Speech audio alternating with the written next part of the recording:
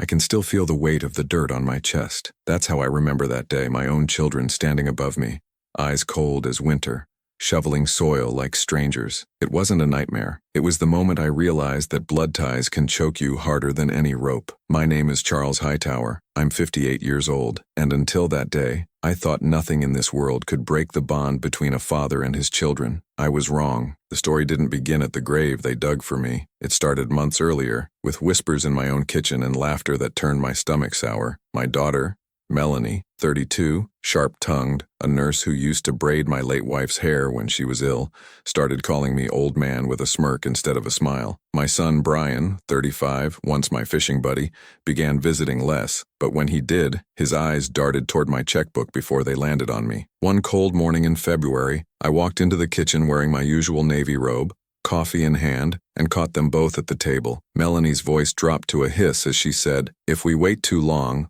the lawyers will take half." Brian's reply was colder. "We don't have to wait." They froze when they saw me. Melanie smiled like she'd been caught stealing cookies. "We were just talking about your retirement, Dad." Retirement, that's what they called it. I didn't say a word. I'd spent my life building a fortune from the ground up. Small trucking company in Baltimore. Started with one rusty Ford and a prayer. 30 years later, I had 12 trucks, 3 drivers on payroll, and a reputation for paying on time. Every dime was earned with sweat. I'd planned to leave it to my children, but I'd also planned for them to still see me as their father, not a ledger waiting to be cashed. That night, sitting alone on the porch with my dog Rusty, I felt a cold wind of realization. They weren't waiting for me to die. They were planning something else. I couldn't prove it then, but in my gut I knew. And looking back now, it was the exact second when revenge started breathing inside me. The first sign came in small betrayals. Melanie stopped picking up my medication from the pharmacy, even though she passed it on her way home. Brian borrowed my truck for a weekend and came back with a new dent and no apology. But the real slap came one Sunday at church. Reverend Coleman, who's known me since I was a boy, pulled me aside after the sermon. "Charles, he said, I heard your kids have been asking about your will. Everything okay at home?" I smiled, but my hand shook as I straightened my tie. That's when I realized my private life was no longer private. My kids were shopping for my death like it was a clearance sale. I didn't confront them. Not yet. I watched. I listened. I started locking my office where I kept the documents. I changed passwords. I even tested them once by leaving a fake insurance statement on the desk. It disappeared the next day. 3 weeks later, Brian invited me out to the old fishing spot we used to go to when he was a boy, an empty patch of woods by the Patapsco River. He said it like a gift, a father-son moment, but something in his voice made my spine stiffen. When we arrived, the place looked different. No rods, no bait, no cooler, just Brian, a shovel, and Melanie standing by a half-dug hole. "Surprise, Dad," Melanie said, but her smile didn't reach her eyes. That's when Brian swung. Not a punch, just a shove, hard enough to knock me into the hole. It wasn't deep, not yet, but when the dirt hit my face, everything slowed. Rusty barked from the truck, frantic. I looked up and saw my children, my flesh, my blood, shoveling like laborers at a construction site. "I can't believe you're doing this," I said, my voice a rasp. Brian muttered, "It's nothing personal." Melanie added, "We'll make it quick." But I had a plan that no one, not even myself, could have predicted. For 2 years, I'd been secretly meeting with a lawyer about restructuring my company, not for tax reasons, but because after my wife died, I started to worry about how my kids would handle the money. I'd set up a trust. They didn't know. They thought everything was still in my name. That day in the woods, as dirt fell on me, I remembered the clause my lawyer insisted on adding. If either child was found guilty of a crime against me, they'd lose everything. But planning on paper isn't the same as surviving a grave. My fingers clawed at the earth. I heard Melanie whisper, "Just cover his face." And for a heartbeat, I thought I'd die there. Then Rusty lunged. My old mutt had jumped out of the truck window. He wasn't big, but he was loud. He bit Brian's leg and yanked him back. The shovel clattered. In the scramble, Melanie slipped on the loose dirt. I crawled out like a man reborn. I didn't fight them. I didn't scream. I just stood there, covered in soil, breathing like a locomotive. "Go home," I told them, "both of you." My voice was so calm it scared even me. They hesitated, then left, Brian limping, Melanie muttering curses. That was the last time I saw them as my children. From then on, they were just two strangers who'd tried to bury me alive. I drove back to my house in silence, Rusty's head on my knee. Every mile was a drumbeat of betrayal, but beneath the shock, something else began to grow. Cold, deliberate, patient. They thought they'd left me half dead and frightened, but they'd only awakened something older and sharper. A father who'd built an empire from nothing knows how to rebuild himself. I started with small moves, changed the locks, moved the company assets into the trust completely, called my lawyer, documented everything. But there was one thing I hadn't decided yet, whether to go to the police. I knew if I did, it would be the end of them. Jail, scandal, the whole town whispering about the Hightower kids who tried to kill their father. Part of me still wanted to protect them. Another part wanted to bury them.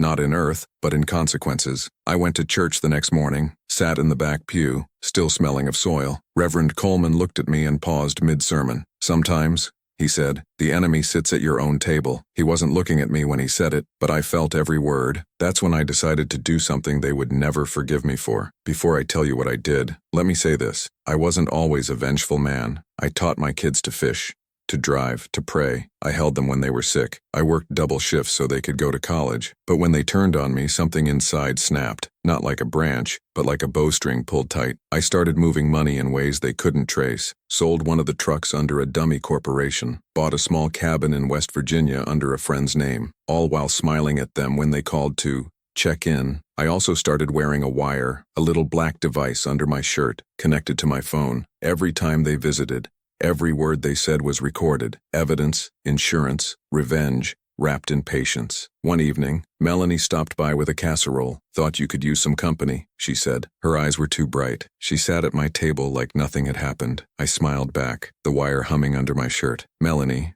I said, do you ever think about that day at the river? She froze. What day? She asked. I leaned in. The one where you tried to bury me. Her fork clinked on the plate. Dad, she started, but I didn't let her finish. You'll hear from my lawyer soon. I didn't raise my voice. I didn't threaten. But in that moment, I saw fear flicker across her face. The same fear I'd felt under that dirt. And I knew then that the real burial hadn't happened yet. It was coming. But this time, I'd be the one holding the shovel. People think revenge is loud, all fire and fury. Mine began in silence. Silence at the dinner table. Silence on the phone. Silence when the neighbors asked why Brian and Melanie weren't around anymore. That silence was my armor. But inside, I was sharpening every word, every move, every memory into a weapon. The night after Melanie tried to sit in my kitchen like nothing had happened, I stood in front of my mirror. I saw the dirt still under my fingernails from clawing my way out of that hole. I didn't wash it off right away. It was proof of what they'd done, proof of what I'd survived. I pressed my palms together,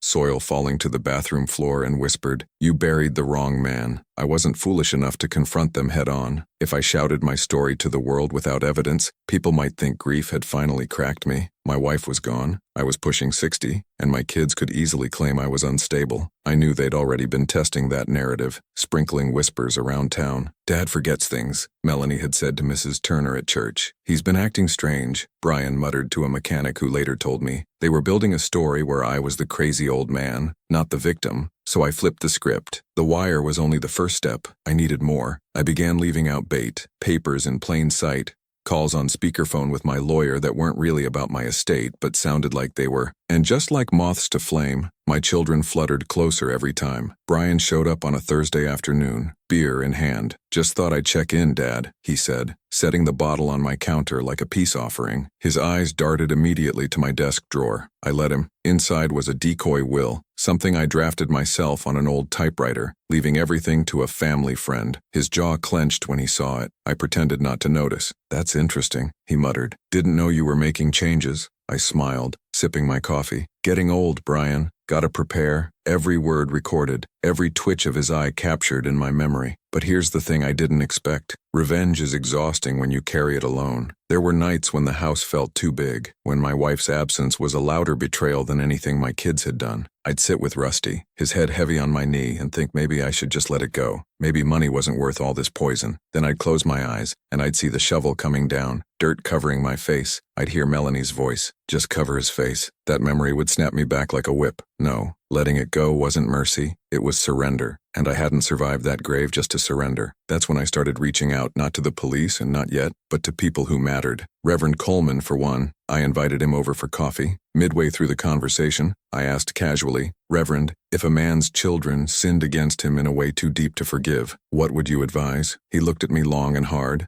then said, "Sometimes justice is forgiveness, sometimes justice is letting God do the work, and sometimes, Charles, justice is making sure the truth is heard." Those last words stuck with me. The truth, that was my weapon. Around that time, I discovered something worse than betrayal. Brian had taken out a loan in my name. Small, just a few thousand, but enough to prove he wasn't just plotting, he was already stealing. I found the paperwork in the mail, addressed to me, with his signature forged in sloppy ink. My hands shook as I held it, but not from fear, from certainty. That night, I locked my office and sat at the dining table, staring at the forged papers under the yellow lamp. "This," I whispered, "is your first shovel of dirt, Brian, and I'll bury you with it." But I almost stopped there. Almost. But what I did instead shocked even me. I called an old friend, Marcus, who had worked with me back when the trucking company was just one truck and a rusted trailer. Marcus wasn't just a friend, he was my brother in everything but blood. And unlike me, Marcus didn't believe in silence. When I told him what my kids had done, there was a pause on the line, then a low growl. "Charles, you want me to handle this?" "No," I said quickly. "No fists, no threats. I'm handling it my way." He sighed. "Then I'll be your witness, whatever you need." And that's when my plan became something bigger. I started planting seeds of doubt in their minds. Melanie came by again, this time pretending to tidy my house. She, accidentally, found another fake document I'd left in a folder by the TV, this one showing I had donated a portion of my assets to the local church. She tried to mask her panic, but I saw her grip the paper like it was a death sentence. "You're giving money away now?" she asked. I shrugged. "When you get older, you start thinking about the legacy you want to leave. Maybe money isn't everything." The silence that followed was thick. She smiled, but her lips trembled. Every seed I planted grew into paranoia. Brian started calling more often, but his tone was sharp, demanding updates about my health. Melanie began bringing up nursing homes, gently at first, then insistently. "Dad, you can't live here alone forever. You need care." Care. That was their new plan. Lock me away, get me declared incompetent, and drain what they thought was still in my name. But here's what they didn't know. I had already shifted the company into the trust, the cabin in West Virginia secured, and every word of theirs captured on tape. They were digging their own graves, one lie at a time. Still, a part of me wrestled with doubt. These were my children, my wife's children. I remembered their first steps, their birthdays, the smell of baby powder in our old house. I remembered Brian holding my hand the first time he caught a fish, Melanie falling asleep on my chest during thunderstorms. How do you bury those memories? The answer came one night when I drove past Melanie's house. I saw her through the window, laughing with her own daughter, my granddaughter. She was so tender with her, brushing her hair, kissing her forehead, and yet, that same woman had stood over me with a shovel. That's when I realized she hadn't betrayed me because she was incapable of love.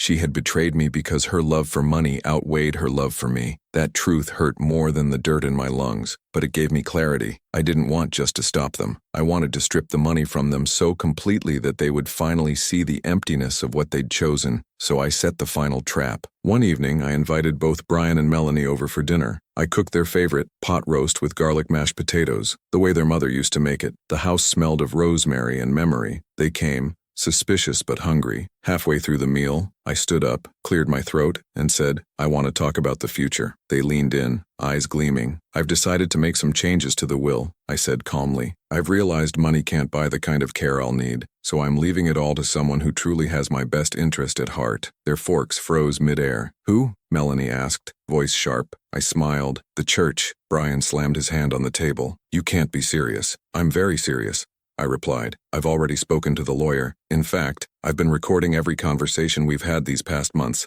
Every whisper, every plan. If anything happens to me, the police will hear it all." Their faces drained of color. Melanie stammered, "Dad, we were just..." But I cut her off. "Just what?" "Burying me alive, forging my name, spreading lies about my mind, Silence. The kind of silence that swallows a room whole. I didn't tell them the whole truth that night, that the assets were already in a trust, untouchable. I wanted them to stew, to feel the walls closing in, because my revenge wasn't just about protecting myself, it was about watching them crumble under the weight of their own greed. And as they left my house that night, slamming the door behind them, I felt something I hadn't in months: peace. For the first time since that shovel hit the dirt, I knew I wasn't the one being buried. They were. I woke up that morning like a man who'd been given back the right to breathe. The house smelled of coffee and the slow, familiar hush of early hours. I made a pot, sat at the kitchen table, and arranged the photographs of my wife and the kids like a lineup, each picture a little confession. I'd called them my reminders once. Now they were my evidence. My plan was simple and surgical. Let them believe they were driving me into a corner while I quietly closed every exit. But simple doesn't mean easy. Revenge has a way of asking for things you didn't know you owned: patience, humility, and appetite for small cruelties. I dressed in my gray suit, the one my wife liked, and pretended to be the same soft man who'd fallen trustingly into their trap. When Melanie called that afternoon to check on me, I let the phone ring twice before answering. I said hello with the exact warmth she expected, and then, because a man must sometimes trade kindness for leverage, I slipped in the little Ask the Internet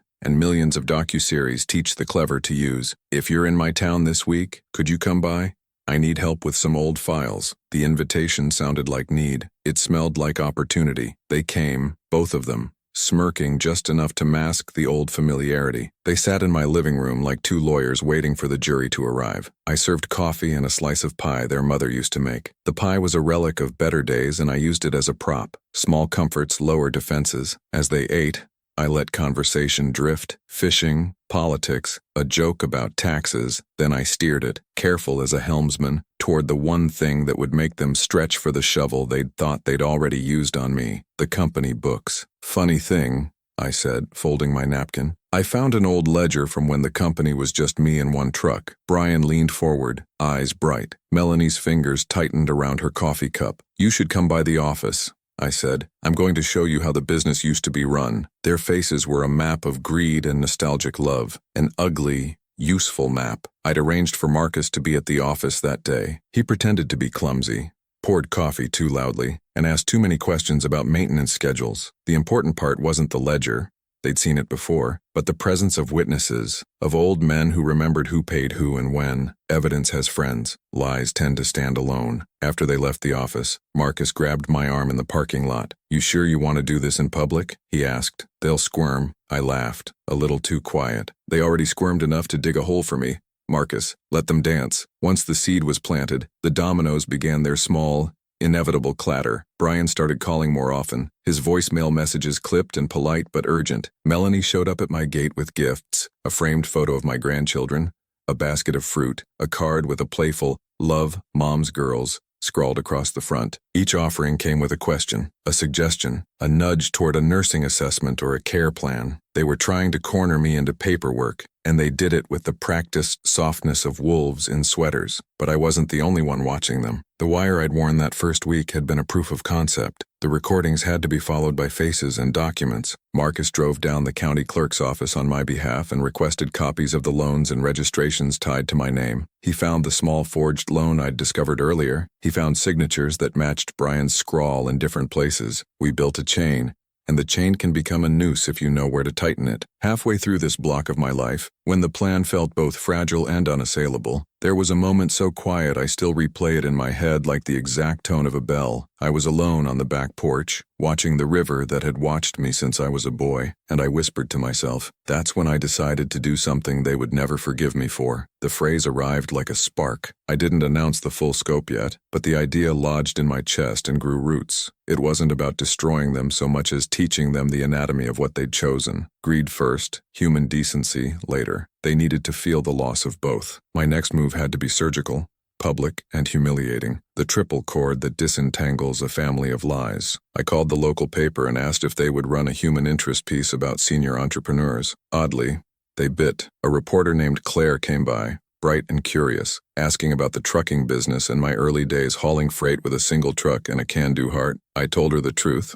Mostly, The part about starting from scratch, about the contracts, the drivers who'd become like sons, but I left out the more tender bits. I needed the story to be about legacy, not sympathy. When the piece ran, it put a spotlight on the business numbers and the trust I'd set up. People in town read it and remembered. Customers called to offer support. One old client stopped by with a list of good drivers who would vouch for me. That kind of social pressure is a strange, moral tax. Sometimes it collects in confession, other times in courage. For Brian and Melanie, it added a new cost to their plans. They were suddenly not only children plotting against a father, they were kids scheming while a whole town hummed a different memory of me. That same week, I let a rumor slip, carefully curated, that the company was changing hands, but not to them. I whispered to a friend that a philanthropic trust had expressed interest, greed being what it is. Melanie clicked. She called me that evening with a voice that tried on charm and failed. Dad, if you're thinking about selling to someone else, remember, we grew up on this business. This is our legacy. Her plea smelled of entitlement more than history. You loved it when it was just you and a truck, I said softly. What changed? She flinched. People grow, she answered. You grew, I said. I stayed. The line went quiet. She hung up. I began to see the unraveling in them. Not the violent tearing I'd imagined in my worst moments, but the slow, humiliating fraying. Friends who'd once smiled at them now offered sympathetic glances. A mechanic who'd worked on our rigs for a decade started asking awkward questions. A neighbor mentioned that Melanie had been seen delivering packages to a new, unlisted P.O. box. These small ripples converged into a wave. That wave hit hardest the night Brian's girlfriend, someone who drifted into his life after my wife's funeral, texted me by mistake. She meant the message for him but sent it to me. A picture of cash, an account transfer confirmation, and the impatient line, "Split tonight, don't wait." In that instant, nakedness arrived. They were not only planning, they were already moving the money. I saved the message, then sent her a plain response. Thank you for the help. You've been helpful. No threats, just fact. Confrontation arrived, as most things do, in the shape of small, sharp betrayals. Melanie had the audacity to come by the house with baked bread and a brochure from a local assisted living facility. She placed the brochure next to my reading lamp like a peace offering. I took the brochure, studied it, and then, because I had learned to use silence as a kind of language, placed it back on the table with a printed copy of the bank transfer confirmations Marcus had found. She saw the documents and her color changed.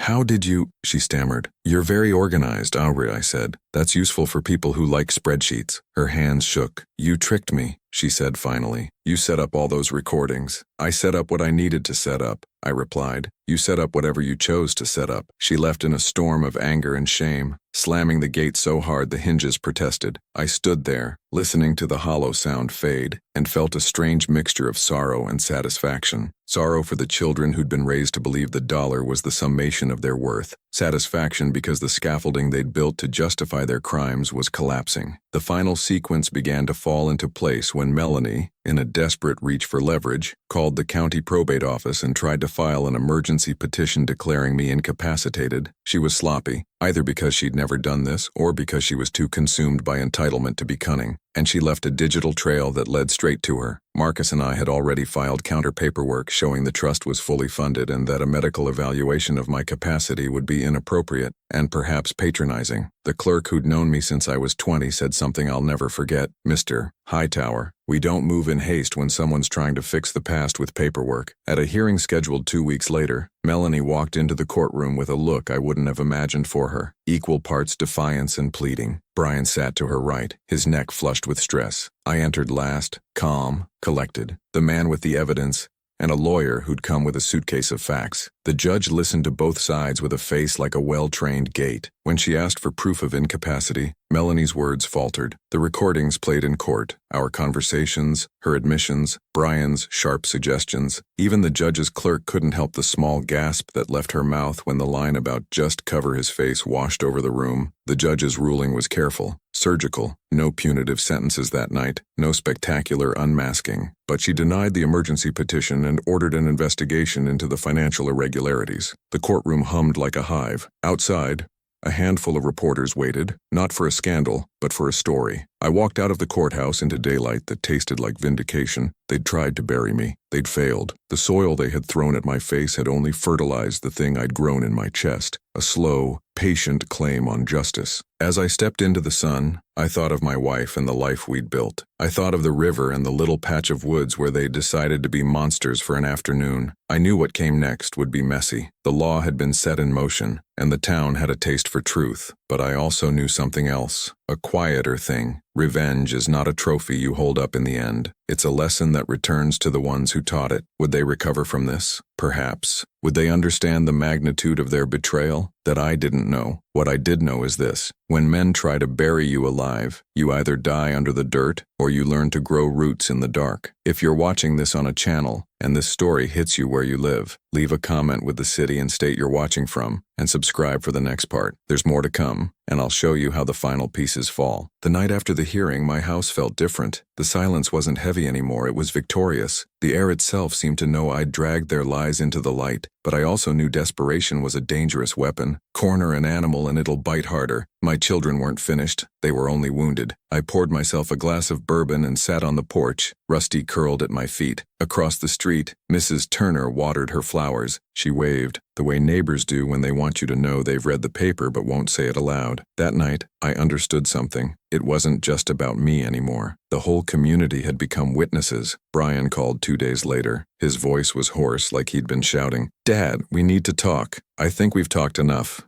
I said, my tone flat. "You're ruining us," he snapped. "Do you even realize what you're doing? Do you care what people are saying about us?" I let the question hang for a moment, then answered, "Do you care what you tried to do to me?" Silence. Then the line went dead. Melanie didn't call. She showed up. She barged through my front door with red eyes, clutching a stack of papers. "These are lies," she said, slamming them on the kitchen table. "You planted evidence. You twisted everything. You're making us out to be monsters." I looked her dead in the eyes and asked softly, "Aren't you?" For the first time since that day by the river. She had no answer. She stormed out, but she left the papers behind. I picked them up, printouts of old bank statements. Some handwritten notes. None of it proved anything. Just frantic scribbles, the kind a guilty conscience makes when it's drowning. That night, I lay awake staring at the ceiling fan spinning above me. I realized they were unraveling, and unraveling people make mistakes. I just had to be patient. Sure enough, within a week, Brian's girlfriend, the same one who'd texted me the wrong message,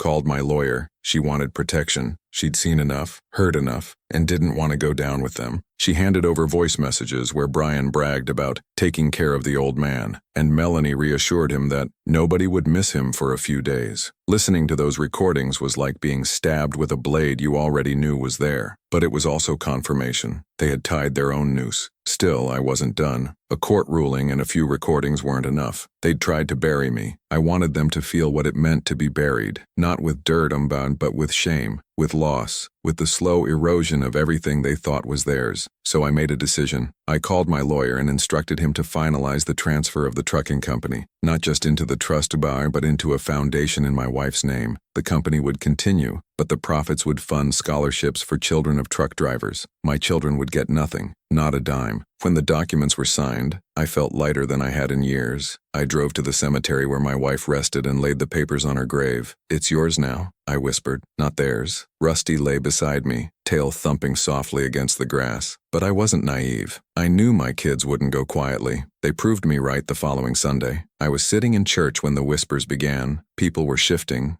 turning their heads. I followed their eyes to the back. Brian and Melanie stood there, faces hard as stone. They walked down the aisle together, sat 2 rows behind me, and stayed for the entire sermon without saying a word. When the service ended, I stood to leave. Brian stepped into the aisle, blocking me. "This isn't over," he muttered. Melanie added, "You'll regret this." I looked at them, calm as a man looking at weather he already knew was coming. "No," I said quietly. "You will." I walked out, but inside me, something was boiling. They weren't done with words. They were planning something else. The proof came 3 nights later. Marcus called me at midnight. "Charles, you sitting down? Someone tried to break into your office." My heart pounded, but my voice stayed steady. "Was anything taken?" "Nothing important. The trust papers were locked, but they trashed the place. Looked like amateurs. I didn't need a detective to guess who it was." The next morning, I drove to the office.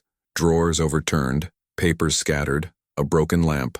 I stood in the wreckage, breathing in the smell of dust and anger. My children had gone from betrayal to violence to desperation, and that desperation was going to be their downfall. Looking back now, it was the exact second when revenge started breathing inside me again. Not the quiet revenge of paperwork, but the sharp, public revenge that leaves scars. So I set the stage. I called the local newspaper reporter, Claire, the one who'd written about me before. I told her I had a bigger story. It's not just about an old man and his business, I said. It's about family, betrayal, and survival. She came with a camera crew this time. I led them through the wrecked office, showed them the forged documents, the bank transfers, even played snippets of the recordings. I didn't accuse by name, but I didn't have to. Everyone in town already knew. The article hit harder than any shovel ever could. The headline read, "Local businessman survives betrayal, turns family fortune into foundation." The calls poured in. Old friends, neighbors, even distant cousins I hadn't heard from in years. Some offered condolences, others congratulations, but the most telling calls never came. Not from Brian, not from Melanie. Instead, I heard their fury secondhand. The girlfriend, the neighbors, even a former coworker of Melanie's told me the same thing. They were raging, blaming each other, pointing fingers. Their alliance had cracked, and here's the part that shocked even me. I didn't feel joy. Not right away. I felt a hollow ache. These were my children, my blood. Watching them destroy each other was like watching my own reflection shatter in slow motion. But the ache didn't last, because beneath it, a truth kept whispering. They dug the hole. All I did was climb out. Now, with the foundation secure and the town watching, all that was left was the final act. The act that would make sure they never came near me, or what I'd built, again, and I knew exactly how I was going to do it. I sat at my kitchen table with the afternoon light slicing across the wood like an accusation, and thought about how many ways you can lay a trap if you know the habits of the animal you're trying to catch. They had names for the things they did: taking care of business, settling the estate. But what they meant was simple: take what isn't yours and justify it with a story. I'd decided I was finished letting other people write my story. The first order of business was to make their mistakes public in a way that couldn't be brushed away as spite or senility. Quiet proof had worked in the courtroom. Public shame would finish the job. I organized a town meeting at the community center, just a meeting about local business continuity and charitable initiatives, and invited everyone who'd ever trusted my trucks to haul anything from a wedding band to a load of corn. I made it seem like a celebration. They came expecting ribbons and speeches. What they got instead was truth served plain. Marcus sat on the second row where he could catch any eye, the same easy smile he always used when people needed to be put at ease. Claire from the paper brought a recorder and a cameraman who awkwardly tried to hide the heft of his equipment behind a coat rack. I opened with recollections of the old days. Cold mornings in Baltimore, coffee that tasted like burnt leather, and a boy who learned to love the rumble of a diesel engine. People nodded. Nostalgia disarms. Then I shifted. I told the crowd about legacy, not as a ledger, but as an ethic. You leave something because it matters, I said, not so it can be devoured by the first person with a sharp enough tooth. I watched the faces in the room change, as if a fog had lifted, and leaned in. I told them about the trust, about scholarships, about the foundation named for my wife. I did not name my children. I didn't need to. The room was already whispering. Afterward, someone in the back asked, "Mr. Hightower, isn't this all hurting your family?" It was the kind of question that wanted me to weep and forgive on the spot. I looked at the person and said, "My family tried to bury me." The silence broke like glass. Cameras clicked. The story spread across town by the time the sun had set. They were cornered. You could see it in the way Melanie avoided eye contact at the pharmacy, and how Brian started hiring strangers to do work he used to do himself. Desperation breeds sloppiness. They made it easier than I'd hoped. The girlfriend who had called my lawyer came back into the light, trembling with a box of things she said she'd been given to hold. "I thought they were for the house," she said, voice cracking. Inside were letters, messages between Melanie and a notary, drafts of petitions, even a crude plan for a medically supervised trip that never would have ended well for me. She handed them to my lawyer without looking at me. When I reached for the paper, my hands were steady. I knew going public would hurt them in ways the law could not. Loss of friends, reputations, employment. It would be surgical humiliation. But I also knew I had to be careful. I was not in this for revenge that consumed. I was in it for a set of consequences that felt just. So I took another step that had nothing to do with money and everything to do with dignity. I went to the local community college and offered to guest lecture for free on building a business from a single truck. I spoke to classes, shaking hands with students who smelled like new books and ambition. I told them about honesty with drivers, paying your taxes, and how to treat people fairly. Halfway through, a man in the front row, new to town, a mechanic who'd worked for us 30 years ago, stood up and shouted, "You don't deserve any of what's being said about you." The room applauded. The applause was a small, stubborn repair to the fabric of my life. Melanie's collapse happened in public, and it happened perfectly. She was the first to lose her job. A clinic administrator, who'd once smiled at her during potlucks, called me one evening and said she'd been pressured to hire someone else because her presence was causing unrest. People are strange when they choose sides. Sometimes the safest side is the one that wants as little to do with scandal as possible. Brian, meanwhile, grew reckless. He started renting a van under a friend's name and driving to neighboring counties with a list of assets he thought he could quietly move. He was faster than prudence, slower than caution. On one of those runs, he left digital footprints the size of boulders, emails to buyers, scanned copies of titles, transfer confirmations, all tied to a burner phone that pinged from a location the county sheriff recognized. We didn't have to do much. The sheriff and his deputies were glad to bring the evidence to the grand jury. There were nights I wondered if watching them fall would scar me worse than anything they'd done. There are cruel people in the world who enjoy spectacle.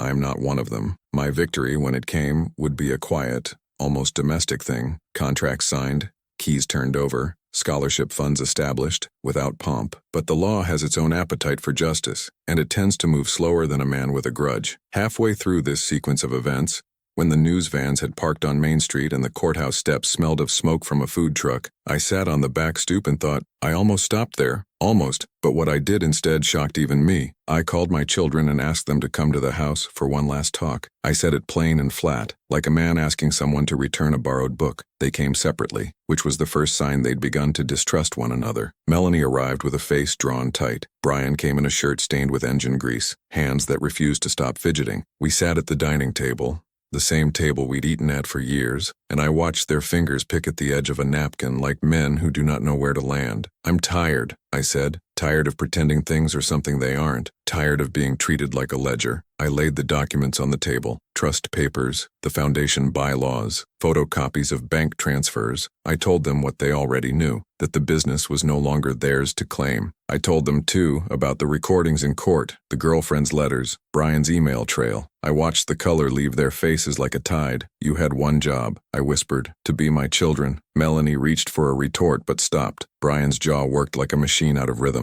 There was anger, fear, and then, the most painful thing of all, regret. But it was too late for that kind. Regret is a tidy thing. Betrayal cuts deeper and the edges do not sit well for polishing. They bargained, then begged, then slunk into explanations that had long ago ceased to be credible. They offered apologies that felt like lines from a play. I listened, the way a man listens when rain wants to fall and he has no umbrella left but pride. When they left that night, their shoulders were smaller. The town had already judged them in 1,000 small ways. By the way the bakery clerk refused to hold their loaves.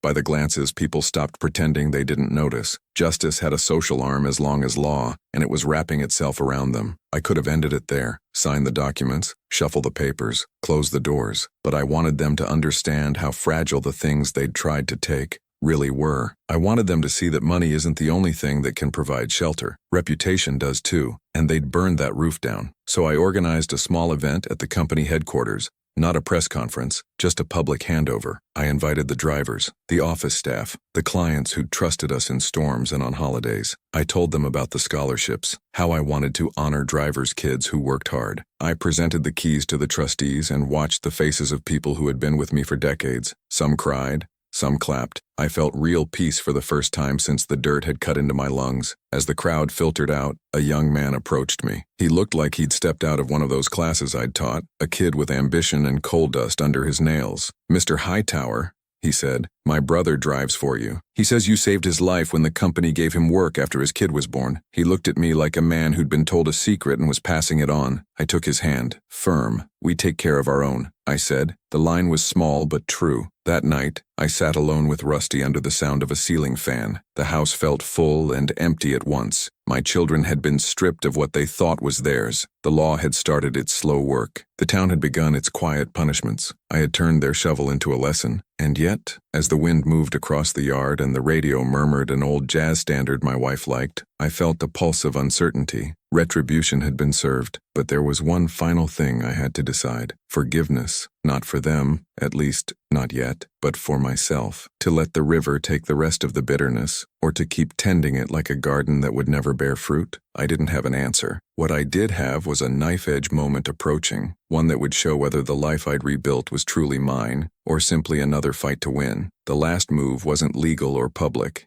It was personal, and it required a choice so intimate it felt like standing naked in front of a mirror. The phone rang at midnight, and the caller ID read, "Unknown." The phone rang at midnight, the kind of hour when calls usually mean death or confession. Rusty stirred at my feet, ears twitching as I stared at the screen flashing unknown. For a long moment, I considered letting it ring into the dark, but silence can be its own kind of prison, so I answered. "Dad," a voice whispered. "Melanie." She sounded small, smaller than she ever had as a child, smaller even than the girl who once cried when she broke her favorite doll and begged me to fix it. But there was no doll this time, only the jagged ruins of a family. "I don't know what to do anymore," she said. "People won't look me in the eye. Brian barely talks to me. They're calling me a monster. Maybe I am one." I didn't speak right away. The silence stretched until I could hear her breathing, shaky and raw. Finally, I said, "Monsters don't regret what they've done, but regret doesn't fix anything," she whispered back. The line clicked, then ended. No goodbye, no promise, just the hollow thud of unfinished sorrow. I sat there, phone in hand, listening to the hum of the refrigerator and the low snore of Rusty. For the first time in months, I felt something I didn't expect. Pity. Not enough to forget the shovel or the dirt or the way they planned to erase me, but enough to remind me they were still my blood. And blood, no matter how poisoned, carries weight. The next morning, I drove to the river, the same place they had tried to bury me. The hole had long been filled by rain and time, but the memory was etched into the earth. I stood there, letting the wind cut across my face, and said aloud, "This is where it ended, and where it began." Rusty barked once, as if agreeing. In that moment, I realized revenge had carried me as far as it could. It had stripped them of their masks,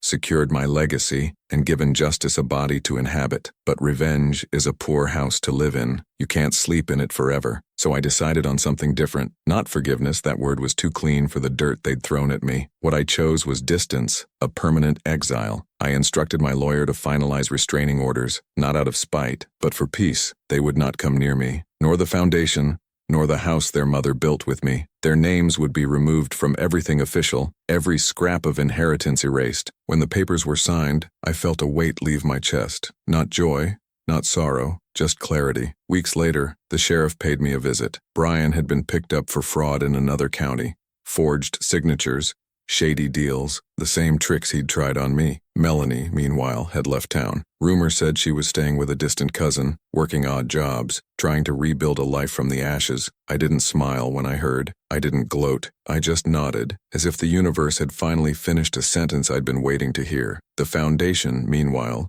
began its work. The first scholarship went to the daughter of a driver who'd been with me for 15 years. Watching that girl walk across the stage, diploma in hand, was the kind of victory money can't measure. My wife's name was spoken aloud, her legacy tied to hope instead of greed. That was the justice I wanted all along. One evening after the ceremony, Reverend Coleman sat with me on the church steps. "Charles," he said, "are you at peace now?" I thought about it, about the dirt on my chest, the betrayal in my children's eyes, the courtrooms and headlines, the midnight phone call. Finally, I answered, "Peace isn't what I found. What I found is dignity, and sometimes that's more than enough." He nodded, and we sat in silence, watching the streetlights flicker. I still dream about the grave sometimes. In the dream, I'm lying in the dirt, unable to move, listening to the shovels scrape. But then, every time, I hear Rusty bark, and I remember that I climbed out, that I lived, that I turned their cruelty into something they could never take from me. Resilience. If you're listening to this story now, know this. Betrayal can come from the people you love most. Sometimes the hands that once fed you are the same hands that try to bury you. But survival isn't just about clawing out of the grave. It's about deciding who you'll be once you're standing again. My name is Charles Hightower. I'm 58 years old. My children tried to bury me alive for money. Instead, I buried their greed and planted something better in its place. Wherever you are, if this story reached you, leave a comment with your city and state. Tell me where you're listening from. And if you've ever had to crawl out of your own kind of grave, emotional, financial, or otherwise, know this, you're not alone. Because sometimes, the greatest revenge is simply to keep standing.